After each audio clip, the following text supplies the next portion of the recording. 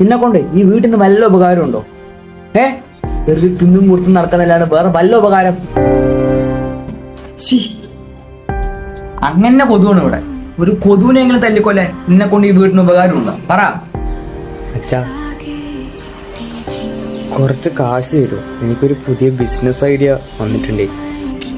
പുതിയ ബിസിനസ് കൊണ്ട് വന്നിരിക്കുകയാണല്ലേ? എന്തായാലും എനിക്ക് വേണ്ടി കുറെ കാശ് പൊട്ടിച്ചിട്ടുണ്ട്. അതിലൊന്നും നന്നായില്ല. ഇതിലെങ്കിലും നന്നാവോ നോക്കാം. നന്നായി കാണിക്കുവോ? താങ്ക് യു അച്ഛാ.